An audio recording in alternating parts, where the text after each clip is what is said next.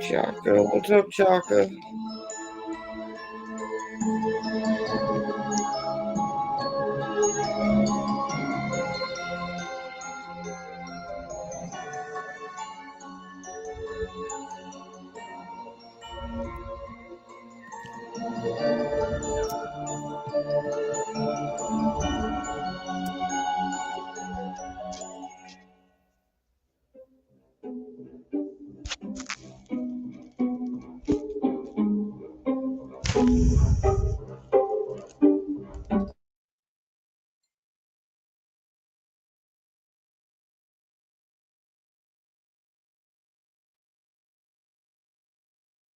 Good, how you doing, Chaka?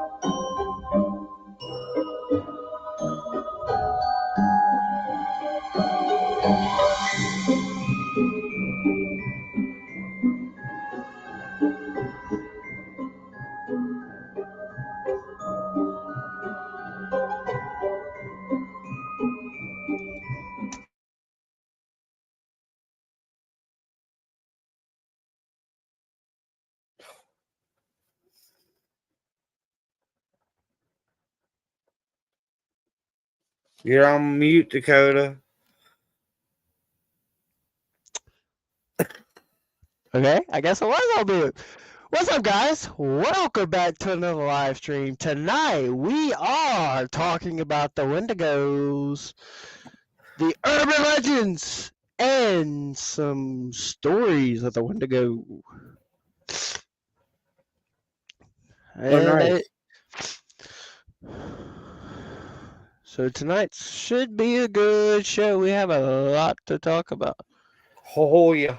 And I'm sorry, guys, if my voice is a little raspy. I'm still trying to get over this cold, so just bear with me tonight. I might not talk as fluent, and I might have to stop and take a drink break, but other than that, we'll be ready to go. It's 11:11, guys. Make a wish. It is 11:11. Where's Chase Matthew? Where's he at? Nice. Where are you at now, Chaka?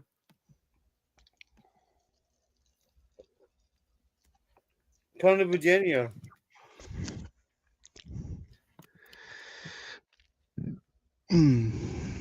But yeah, before we get started, if y'all missed last week's episode, we talked about hellhounds. Go check that. Go check that out. Next week's episode, we'll be talking about the Mothman. So we got some good stuff coming up. And we just found out what we're doing for the last episode. We just talked about that. So we got all the way to see episode 22, guys, set up for y'all.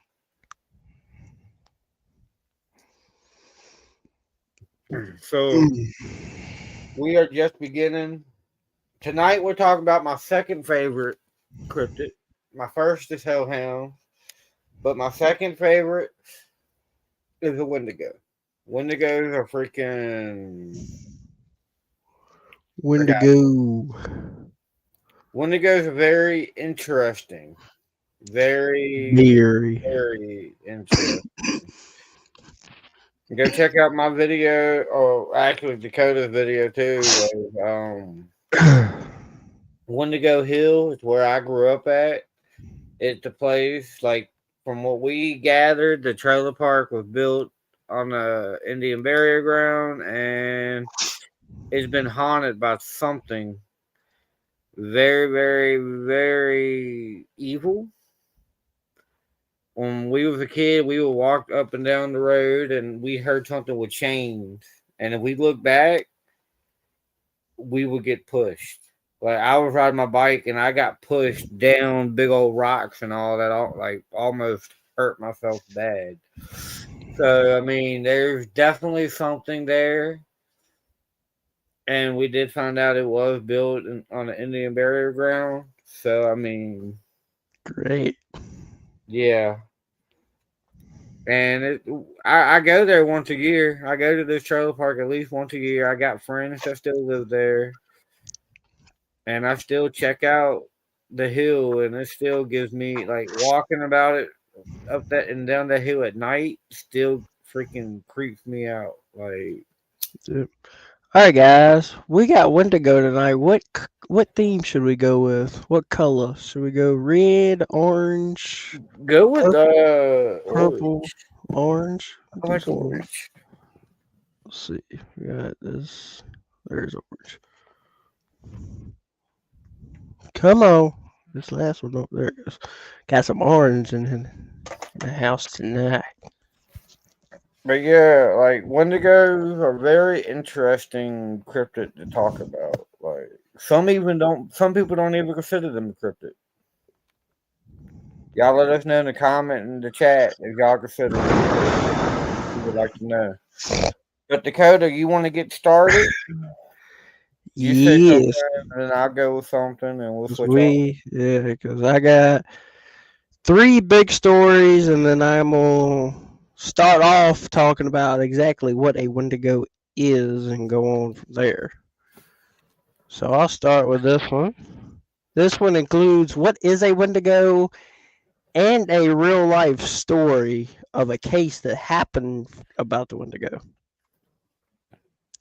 So let's jump right on in. A Wendigo is a terrifying creature from American Indian folklore, especially among the Algonquin-speaking tribes of the Great Lakes region, Canada, and northeastern U.S. It represents the horror of an insatiable greed, selfishness, and cannibalism, born in times of winter famine and spiritual imbalance. Long before it became a staple of horror movies and video games, the Wendigo haunted the dreams of Indian communities across the North, a monstrous warning about what Hey, happens Chronic. when we lose our humanity. I am a Wendigo Chronic. Yes, I am. The earliest written account of the Wendigo appeared in 1661 in the Jesuit Relations and Allied documents describing Cree tribesmen who turned cannibal during a brutal winter. To Ojibwe, Cree, and Wabanski peoples, the Wendigo was more than a monster, it was the embodiment of gluttony, isolation, and spiritual corruption. The Wendigo is described as emaciated and towering, sometimes over 5 feet tall, gaunt, pale, and pale skin stretched tight over bones, bloody chewed lips and gnawed fingers, a heart encased in ice, and so ravenous that it eats its own body. That's hot. And terrifying transformation symbolizes the way greed can consume a person quite literally and Mm. the real Wendigo's story, the case of the Swift Runner. One of the most infamous real What's up, life Charles? Wendigo cases is that of the Swift Runner. The Swift Runner was a Cree trapper, hunter, and former member of the Northwest Mounted Police. He lived in what is now Alberta, Canada, north of Edmonton. He was known in his community as a respected figure until the winter of 1878 and 1879. That year, Swift Runner took his wife, 6 children, his mother, and his brother into the remote forest to hunt and trap for the season, as was customary for Cree families during the harsh Canadian winters. In the spring, only the Swift Runner returned. He told authorities that his family had died of starvation during the severe winter and he had survived alone. But something wasn't right.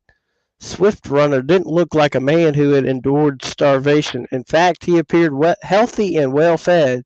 This aroused suspicion. When investigators traveled to Swift Runner's winter camp, what they found confirmed their worst fears. Human bones scattered around the site, evidence that bodies had been butchered and cooked. A pot full of human fat and bones broken open, presumably to extract the marrow.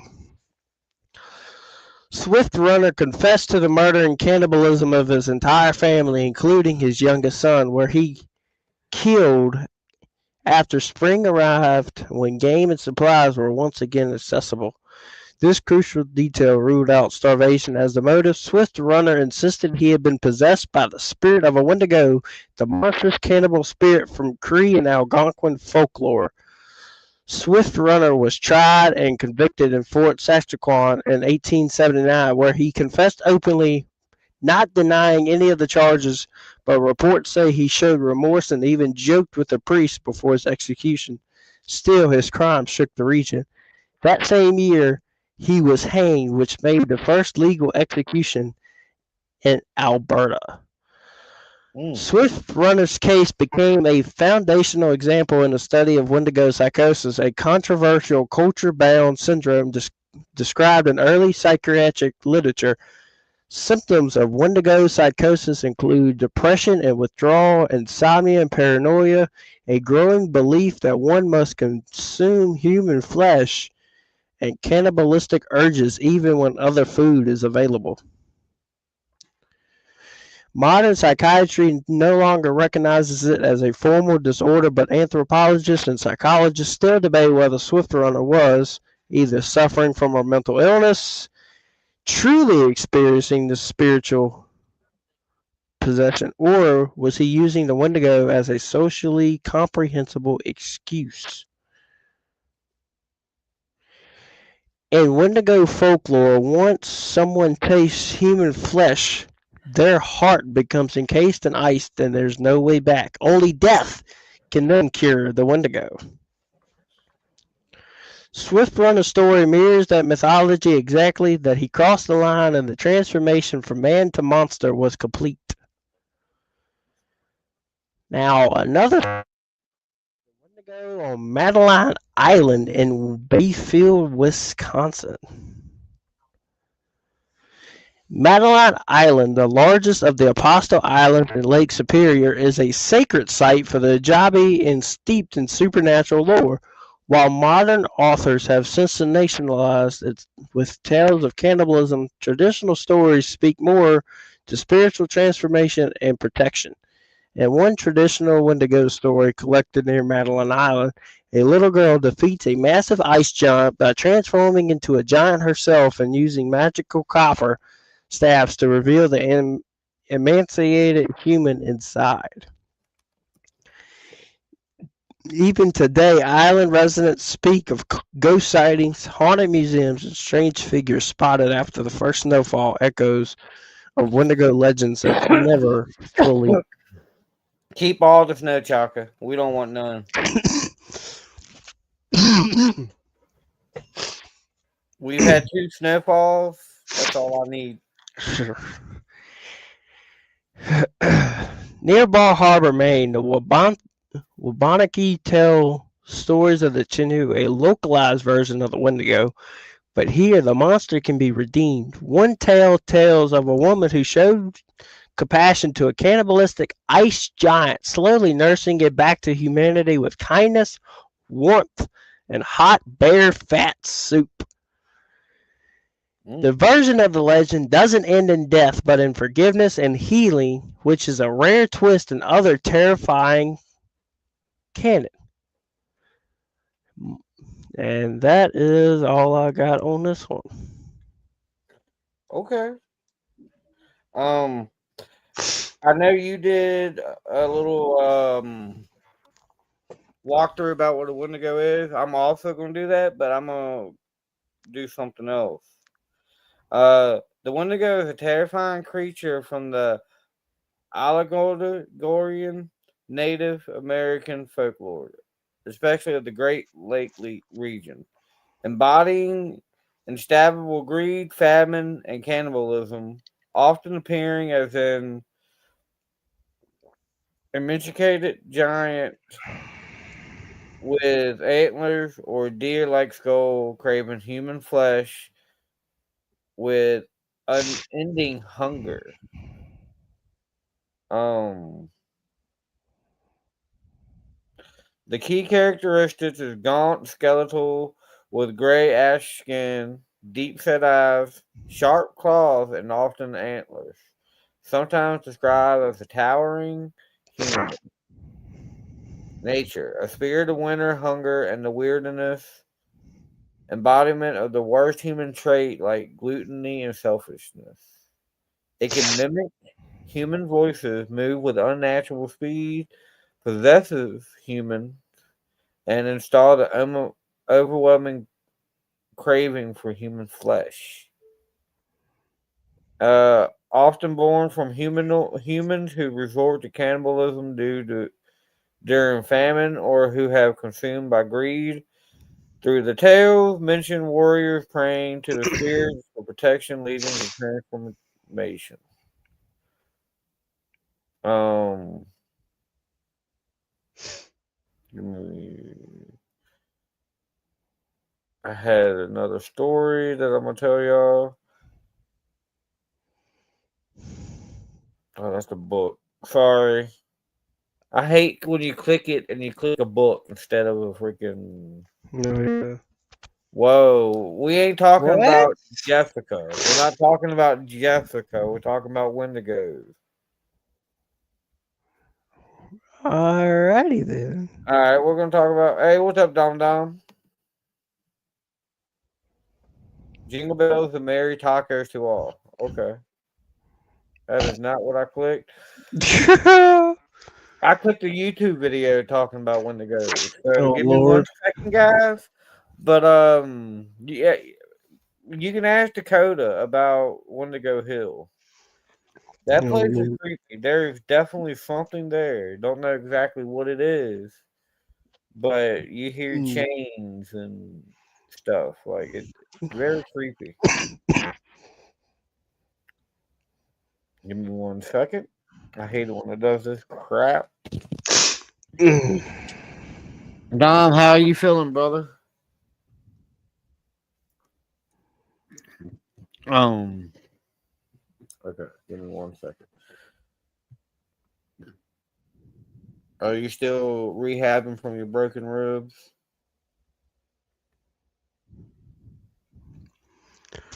Ooh, okay. Skinwalker, Wendigo, and the Witchy Way. Okay. As myth and legend of monster and ghoul. Oh my God! Whoa, What? hang on. I'm trying to read this. Oh, Oh my God. Why? oh my God. Anyways, as I was saying, whoa, Chaka, I can tell you're back. You're back, Chaka. I like it. Back in full force. Good Lord. But as myth and legend of monsters and ghouls have been prematured throughout the years, it is interesting to note that many do not have American origins. But there are some hellish legends that do, like I'm discussing in my latest vlog. The Wendigo is a myth that originated in the in this country and have been passed down from generations among Native Americans. The legends of the Wendigo always held a great deal of realism to me more than any goofy mummy or vampire monsters. Which I mean, yes. What? Um, the idea that one could suffer demonic possession after cannibalizing another human, frightened me to the core. And the fact, I and the don't fact, understand where they're coming up with these things about canning humans. yeah, right. Like what? And the fact that after suffering this possession, the demon could look, walk, and act like the human was truly frightening. Indian tribes believed that one was possessed by Wendigo, they would crave human flesh, and when they partake in ghastly meals, hey Raven, they would steal a person's essence and inherit their strength. The more these demons ate, the more powerful they would become, almost achieving immortality. Real cannibals have always existed in the country, and this has taken forms from Alvin Pecker, Alfred Pecker, Packer. Damn, it's not even Pecker. I ruined the whole joke. Dang it, Oh my god, Nubs. You should have just kept it. Alfred Packer Just to keep it. Jeffrey Dahmer. These men moved among the public, devouring human flesh with complete impunity. Oh, Western Indian tribes. oh god. No. Oh my god. Western Indian tribes also believed in supernatural beings known as skinwalkers. The Navajo tribe especially believed that these skinwalkers were shapeshifters who could assume the form of any animal, which allowed them to travel quickly and gave them the ability to hide in plain sight. Specifically, a person is said to gain the power to become a skinwalker among the intuition into the witching way, which involves murdering a close relative, especially a sibling, other crimes associated with necrophilia and grave robbing. What One in the in world is necrophilia? having sex with dead bodies. Oh. Yeah. Once have been into the witching way, they become pure evil. Hmm, that's interesting. Yeah, like Chaka. Chaka likes to eat dead people because is Chaka. Oh my god. Chaka is a necrophilia.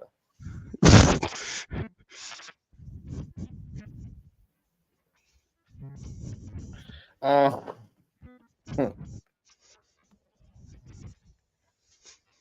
oh my god. Raven. What? What happened Raven. now? Oh Uh, lord. all right. What is a Wendigo? Do. Why it's loading?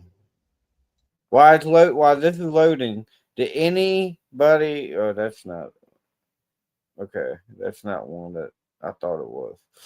But while I'm looking for another story, does anybody believe in Wendigos? I personally do. What about you, Dakota?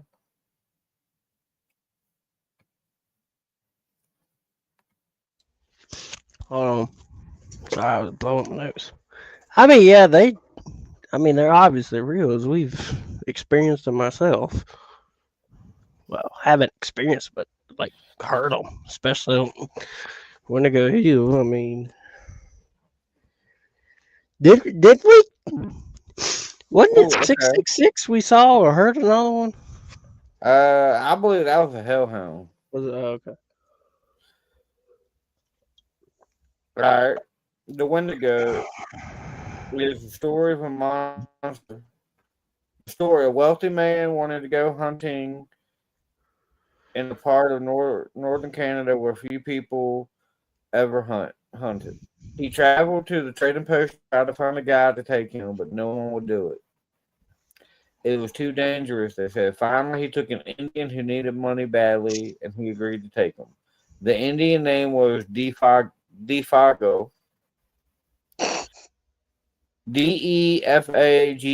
Defago. Don't judge me, No, what a name, man. Like, right? who would name somebody Diago? Right? Like, what?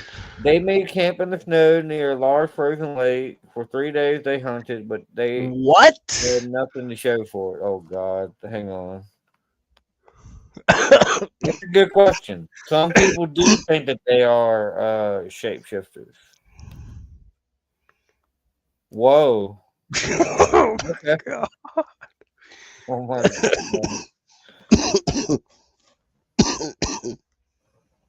Oh wow. But they made snow in the, 'cause they hunted for 3 days, but they had nothing to show for it. The third night, a winter storm came up. They laid in their tent, listening to the wind howling and the trees whimpering back and forth. To see the storm better, the hunter opened the tent flap. What he saw startled him. There wasn't a breath of air stirring, Not and the the trees were standing perfectly still, yet he could hear the wind howling. And the more he listened, the more it sounded like it was calling Defago's name. Defago, it called. Defago. I'm reading it just like it. I must Lord. have Is my this mind supposed to be a demon name or something? But Defago had gotten out of his sleeping bag. He was hurdled in the corner next to the tent, his head buried in his arms. What this all about? The hunter asked. It's nothing, Defago said. But the wind continued to call him, and Defago became more tense and more restless. Defago, it called. Defago. Suddenly, he jumped to his feet and began to run to the tent. But the hunter grabbed him and wrestled him to the ground. You Ow. can't leave me out here, the hunter shouted. Then the wind called him again, and Defago broke loose and went into the darkness. So Defago is probably dead. Yeah. The hunter could hear him screaming as he went again and again. He cried, "Oh, my fiery feet, my burning feet of fire!" Then his voice faded away and the wind died down. I thought you almost said something else though. At daybreak, the hunter began Defago's track in the snow. They went through the woods down towards the lake, then out onto the ice. Soon he noticed something strange. The steps Defago had taken gotten larger and larger. They were so large no human could have taken them. It was as if something had helped him to hurry away. Dun dun dun. The hunters followed the tracks out in the middle of the lake, but then they just disappeared. Oh, good At God. first, he thought that the Defago had fallen on the ice, but there wasn't any hole. Then he thought something had pulled him off the ice into the sky, but that made no sense. As he stood wondering what happened, the wind picked up again. Soon it was howling as it was the night before. Then he heard Diago's voice. It was coming from above, and again he heard Diago screaming, "My fire feet, my burning feet," but there was nothing to be seen. Now the hunter wanted to leave that place as fast as he could. He went back to camp and packed. I would have left my shit there and said, "Fuck my shit," but that's just me. Um, then he left some food for the Fago. As he started out, weeks later, he reached civilization. The following year, he went back to hunting that area again. He went to the same trading post to look for a guide. The people there could not explain what happened to the Fago that night, but they have not seen him since then. We're almost done, guys. Maybe it was the Wendigo, one of them said, and he laughed. It was supposed to come out with the wind. It was supposed to come with the wind. It drags you along at great speed until your feet are burned away. And the more of you that, and the more of you than that, that it carries you into the sky and it drops you. It's just a What? crazy story, but that's what happened. That's what some of the Indians said. A few days later, the hunter, was at the trading post again. An Indian came in and sat by the fire. He had a blanket wrapped around him, and he wore his hat so that you couldn't see his face. The hunter thought that something familiar about him. He walked over and asked, "Are you the Fago?" The Indian didn't answer. "Do you know anything about him?" No answer. He began to wonder if something was wrong, if the man needed help, but he couldn't see his face. "Are you all right?" he said. No answer. To get a look at him, he lifted up the Indian hat, then he screamed. There was nothing under there but a pile of ashes. Hmm. Whoa, what? Whoa. Whoa. Chaka. Yeah, I would say the antlers are just a myth. I know that, Dom. Oh my god. Chaka.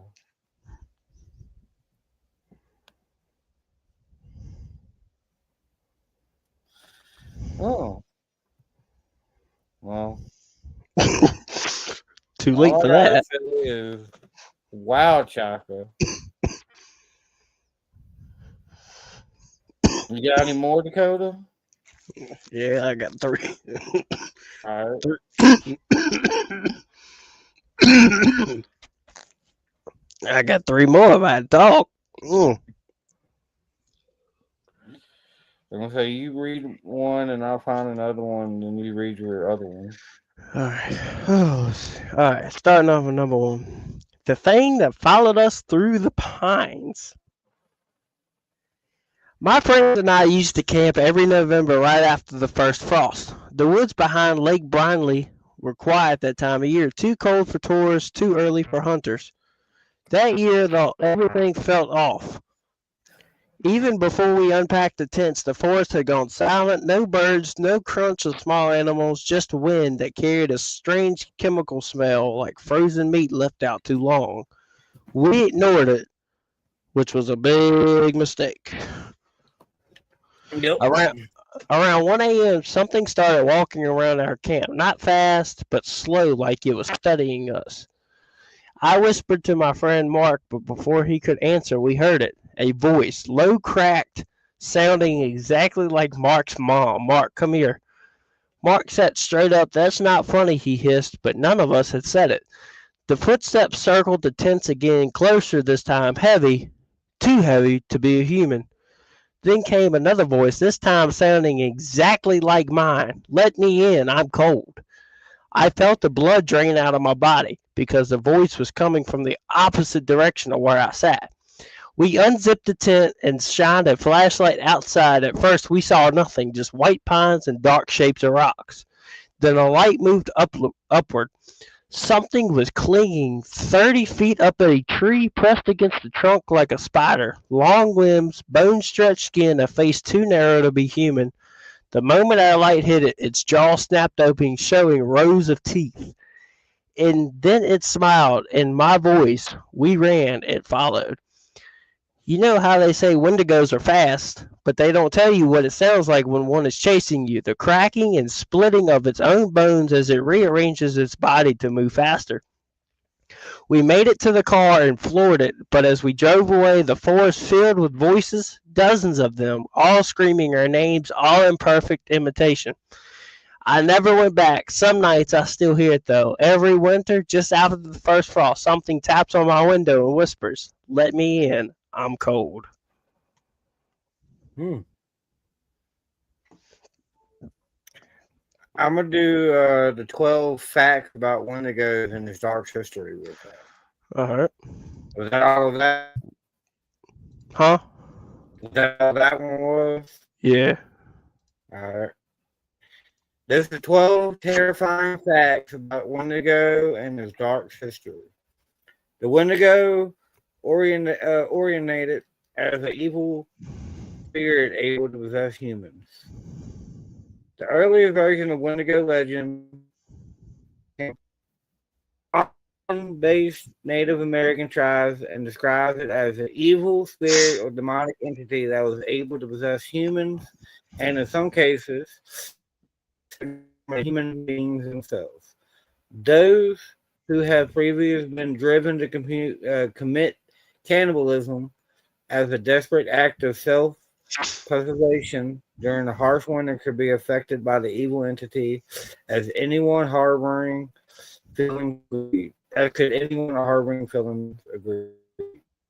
This malevolent spirit is driven by the insatiable hunger for human flesh.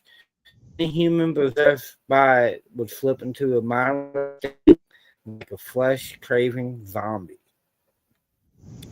Number two, each took a pure physical form.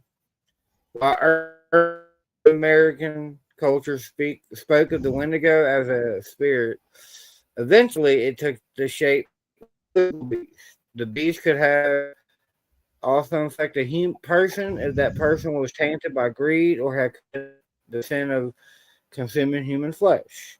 Like the spirit, the creature was able to taunt the minds of humans, turning them into Wendigo and forcing them to constantly crave the meat of humans. Wait, what? All right. Keep going. I was reading Chaka's thing. The creature had a It stopped me in my tracks. sunken eyes and skin stretched and possibly tight. The shambling skeleton beast is similar to a zombie, seemingly mindless hunger. What? Um, What did you say, though? It's similar to not just wow, not just in its seemingly mindless hunger, but also in its form. Humanly mindless hunger. All Yeah, right. sorry, it's like a little tongue twisting. I wonder what. How can you be? What? That makes no sense. Number Whatever. three, the Wendigo has supernatural hunting abilities. Damn it, hang on. Okay. Why is my phone being weird? There we go. Okay. The Wendigo has It supernatural won't hunting. Chaka. That's what it wants. Whether in its form of a beast, spiritual entity, the Wendigo possesses supernatural abilities that make it impossible to escape. Despite its gaunt figure, it is unnaturally large, fast, and strong with heightened sense and endurance. The Wendigo is immune to even the harshest climates. Its stalker praise can mimic human voices, so its favorite pastime is luring away from safety and driving them deep in the woods in order to consume or possess them. Mm. Mm. Right. The next one. Wendigo drive people mad before they fully possess them. Now go down so I can read it. Some say that Wendigos infect its host slowly, tormenting them as it takes over the mind and body. Into strange odors, only target. Then they are played. The sanity melts away from their minds. They are experiencing burning sensation throughout their feet and usually end up stripping down, running without clothes through the forest like a madman. This is usually the last anyone sees of those Sounds like cursed by Chaka the right there. right. That's something Chaka would definitely That do. is exactly something Chaka would do. I could see him doing it right now. But this is usually the last anyone has seen of anyone cursed. You have Oh, turned Chaka, no, come on now. That's have just been killed like utterly insane. Wow. Chaka. No matter how the That next that one is that's just oh Lord. no matter how much a Wendigo consume, its hunger is never sated. Never what? According to alcohol, each another person, it grows directly to the person it just consumed, making it impossible for it to ever be full. The embodiment of gluttony, consistently consuming yet never satisfied. The next one, the Wendigo only gets more deadly with age. According to this lore, the longer it walks the earth, the stronger its power becomes. The creature can eventually gain the ability to control weather and to call upon darkness before sunset. The Wendigo also gains the ability to manipulate other creatures of the forest. It can summon predators and force them to strike on command. Its speed and strength also grows with age, and also its ability to heal. Wendigo cyanosis is a real psychology psychological disorder. While the name stems directly from the lore, Wendigo psychosis is a very real disorder where people develop the appetite for human flesh. The form of cannibalism is not considered the same as those who consume human meat in survival scenarios as the lore originally describes. Wendigo cyanosis also describes an individual who has access to normal food yet still feels the overwhelming need to eat human flesh. Whoa, big boy. Nubs, you just completely cut out right there. Can you hear me now? Yeah. Okay. Oh, A nah, Cree that's man that's claimed to great. have been. Oh my Oh god! man, that's A, amazing. a Cree man claimed to have been temporarily possessed by a Wendigo. Back in 1878, a Cree man named that's a cool name, was near a What? Hudson. His name was Swift Runner, Oh, okay. and he was near a Hudson Bay company supply post where he overcame the need to slay and eat his entire family. The remains of Runner's wife and his five remaining children were found by the authorities. Runner confessed to slaying and eating his family, but he blamed the action on the Wendigo. He was sentenced to execution by authorities. Whoa, that's what Aka would do. Oh God, Chaka, if that ever happens. Nah, nah. The next one, Medicine Man and a Wendigo Slayer takes for life. Took 14 lives. Sorry. Oh, okay. In 1907, Jack Fiddler, a Cree chief, and his brother were detained by Canadian authorities for slaying 14 people. Fiddler claimed that the people all either transformed into Wendigo or on the verge of transforming. Fiddler was a medicine man considered to have great capable in ancient evil, which is how he gotten away with executing so many people. After his detainment, Fiddler took his life before could stand trial, but his brother Joseph was sentenced to execution as his accomplice. Members of the plead for his release were granted a parole 3 days before the execution. Wow. There are different stories of this legend, but Jack Fiddler's existence as a Wendigo hunter is confirmed in all of them. That's interesting. And this is the last one. Shit, hang on. Give me 1 second, guys. Oh, well, phone's being stupid. Okay. Tribes were so terrified of Wendigo they had ceremonies to ward off the evil. Have you seen the movie The Village? Yes. That that's exactly what happened there. I'm pretty sure. Been a while since I've seen it.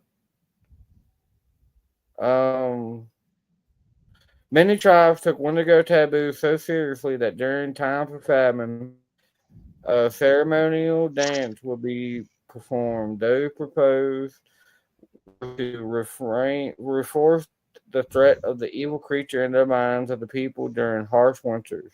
It also encouraged corporations and modern moderation during trying times. These ceremonies were performed in northern Minnesota at Lake Wendigo. And that's all of that one.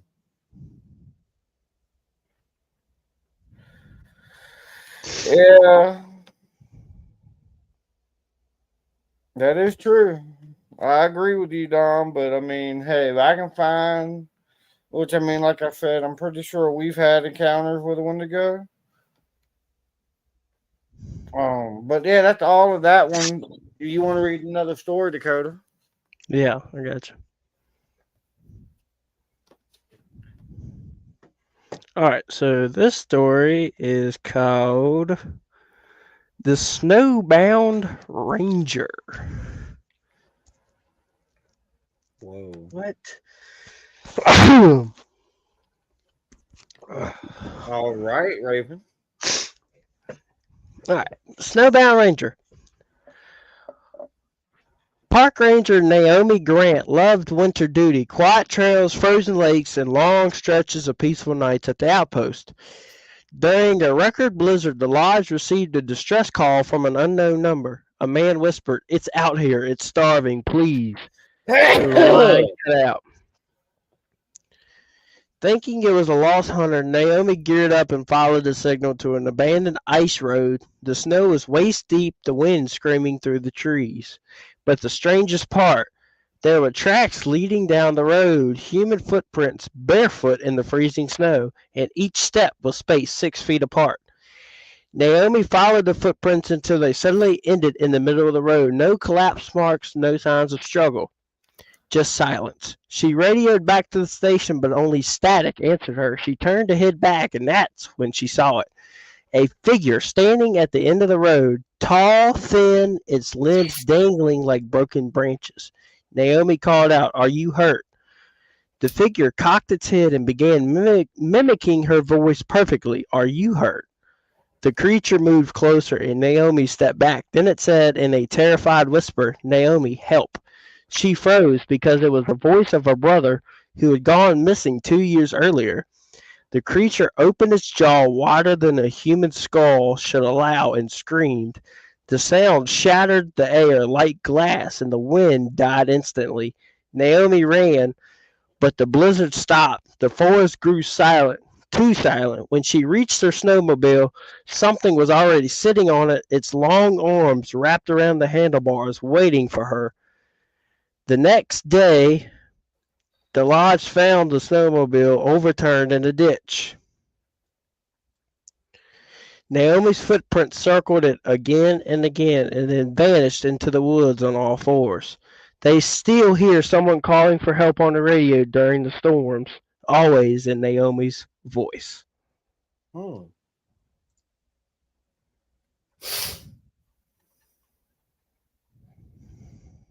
Going. That's freaking nuts too. I'm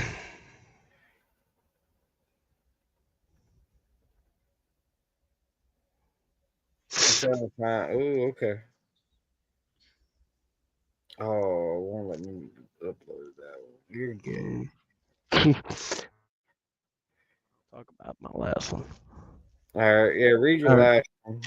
Number three is the Wendigo in the basement.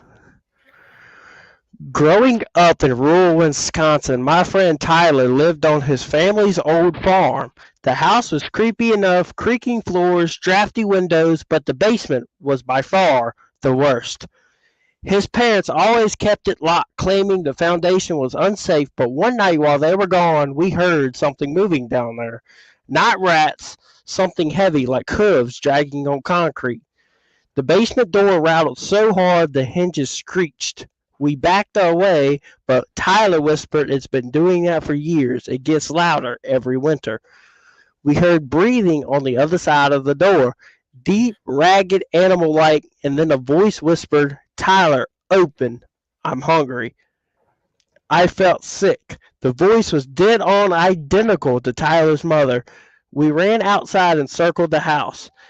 That was when we noticed the frost on the windows was forming handprints from the inside, long skeletal ones. Tyler finally told me the truth.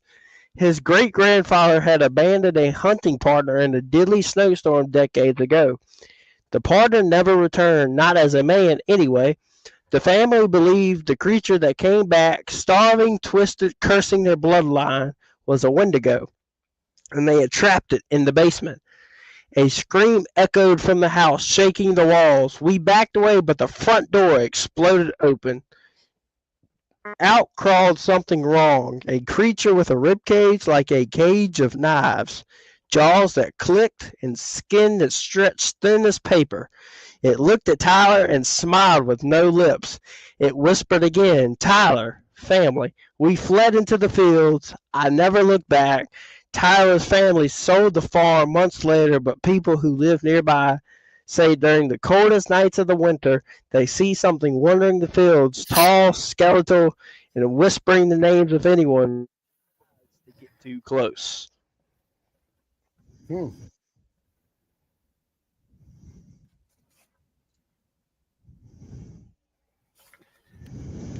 Well, I mean, there's definitely movies out there. There's the like I'm pretty sure The Village was Wendigo. The new Pet Cemetery movie that they did was based off of Wendigo.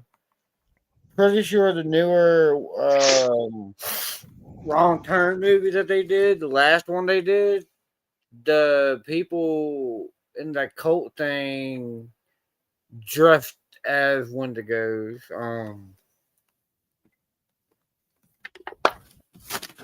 But and then there's that one movie, Antlers, which, in my opinion, they made such a hype about that movie, and it just sucked to me. Um, I don't know if y'all seen Antlers yet, but yeah, that's all I got. You got anything else? Nope, that's all I got. Well, we'll be live for at least another 7 minutes. Go at least the hour mark.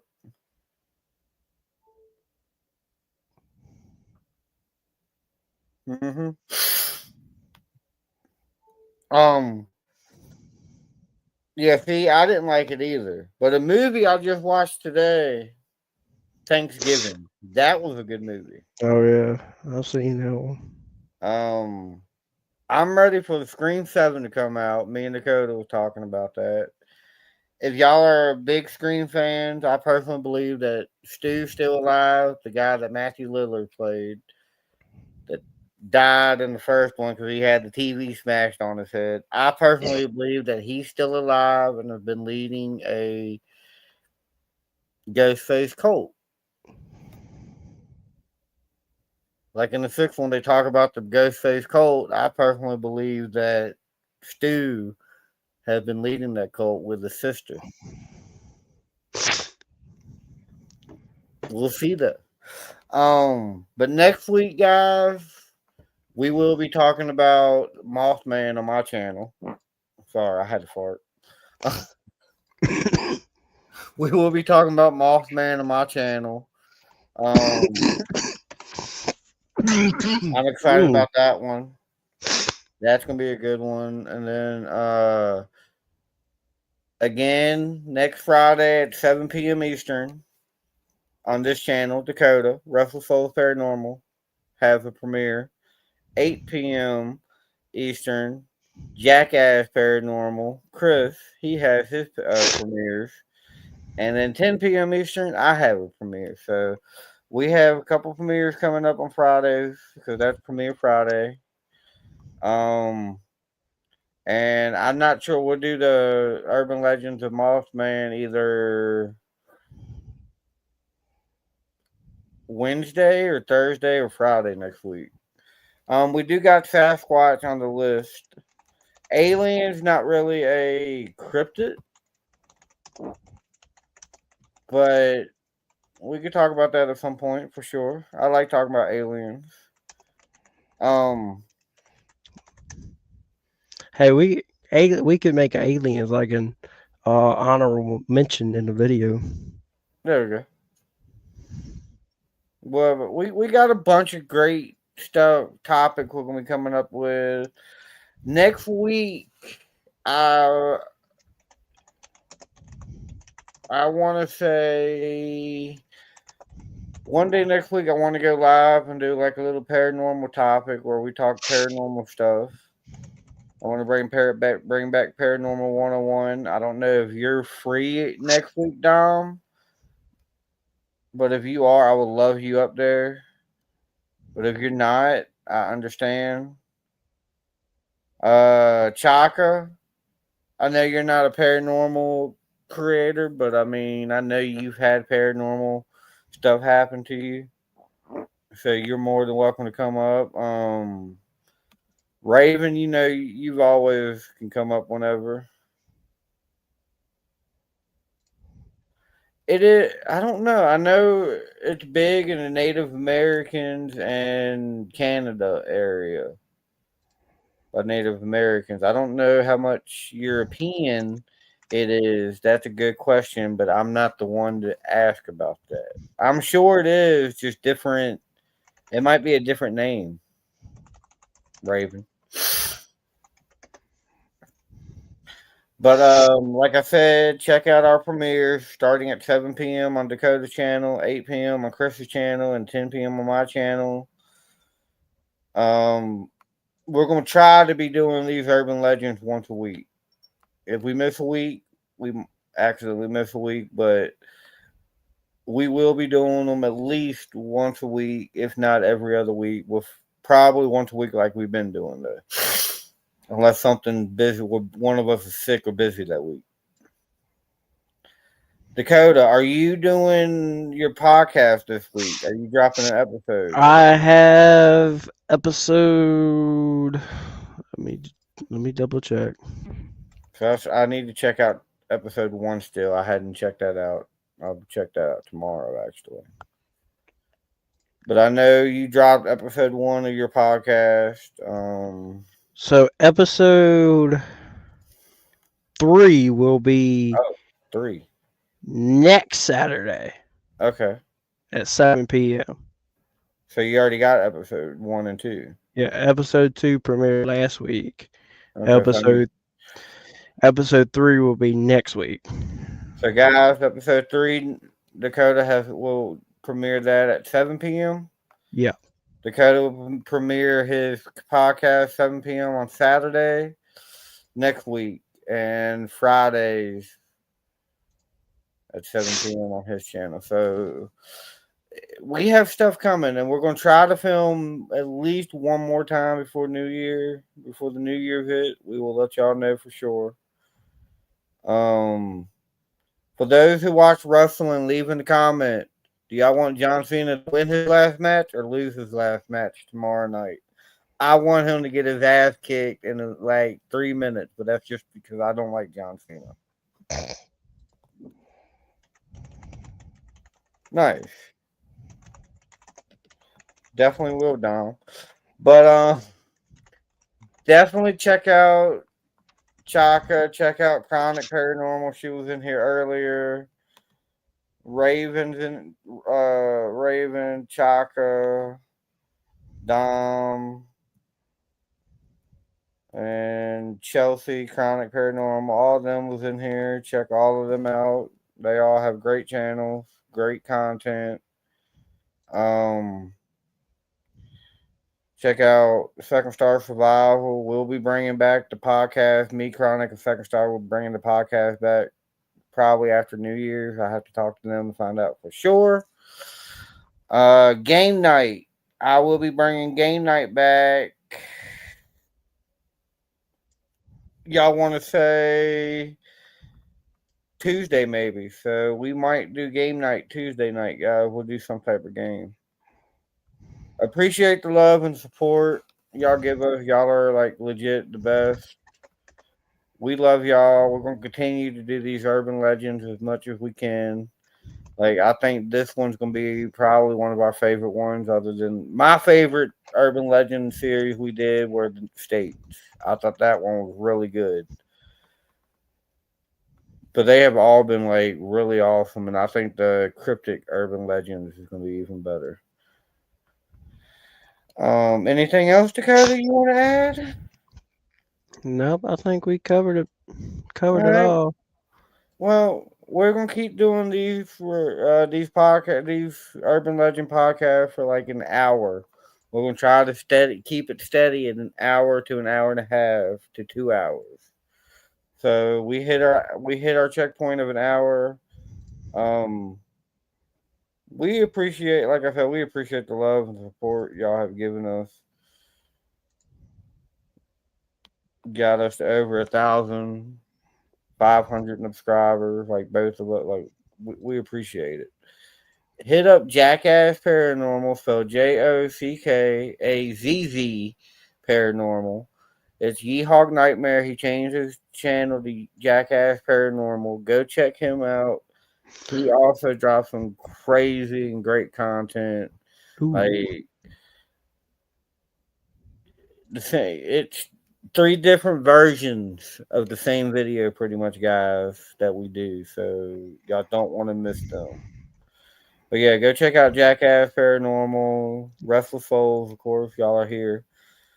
And Adventures with Nubs. Go check out our channels. And also want to shout out some love to Rob. We love Rob, especially when all four of us get together. So Rob, if you're watching, we love you, brother, and I'll see you Saturday.